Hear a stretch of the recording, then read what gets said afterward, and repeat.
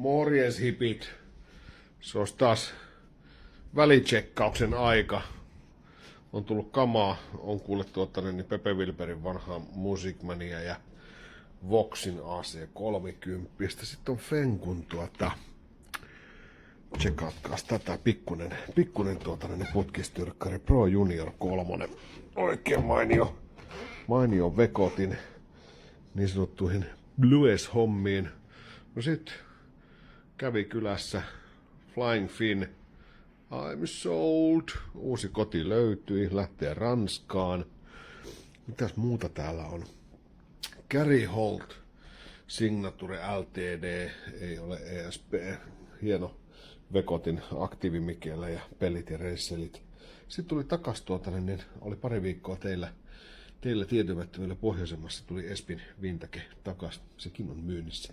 Laittoi oikein alennukseen. Siinä on 33 Femmaa 80-luvun alusta ja Custom Shopin Stratoa ja on CD7 Musicman Stingray. Nyt lähtis napakkaan hintaan alle 5 tonnia ja tossa on 63 SG Les Paul. Tän toi myymälään 13 800. Oi saakeli, sä jäi itekin. Makeita kitaroita Custom Shopin alle 3-kiloinen 61 Custom Telecaster ja sitten on siinä Custom Shopin R8 Les Paul. Aika makea, vähän päälle 4 kiloa painoa.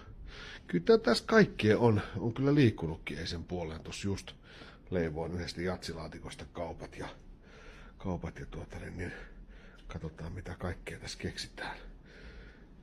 Kohta on muuten 1000 seuraajaa täynnä ja mä lupaan, että 1000 mä keksin jotain. En tiedä onko se päänmeno vai onko se joku superalennus tai jotain, mutta 1000 jotain kivaa. Tän mä lupaan. Siihen nähden kliksutelkaa niitä follow-nappeja. Hipit!